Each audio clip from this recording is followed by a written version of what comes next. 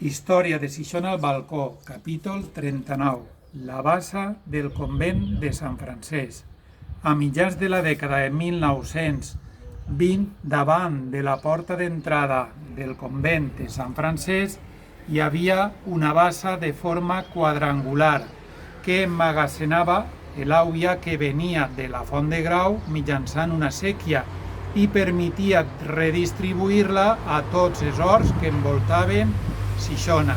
La bassa s'havia convertit en un greu problema, un problema sanitari, perquè eren aigües estancades i feien molta pudor. Un problema de seguretat, perquè estava en una zona molt concurrida i els xiquets solien anar a jugar a les basses. I a partir de 1926, en un problema urbanístic, ja que calia urbanitzar la plaça del convent perquè anava a construir-se al seu costat la caserna de la Guàrdia Civil i un nou centre escolar. Això va fer que en 1927 s'aprovara per unanimitat per l'Ajuntament el seu cegament, però no era una tasca fàcil perquè era una bassa privada i havia que buscar als seus propietaris per a indemnitzar-los i per a que en el seu lloc feren una séquia per a que l'aigua de la font de Grau no es perguera.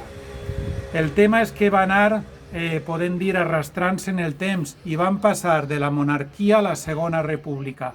En 1932, quan anava a inaugurar-se el col·legi, les regidors van reiterar la necessitat del seu cegament, però no va ser fins 1935, és a dir, 8 anys després del començament de la tramitació administrativa, quan es va aconseguir cegar. I això és tot. Ja saps, ix al carrer, adopta totes les mesures i si vols saber més, busca en Facebook la pàgina Cronista Xixona.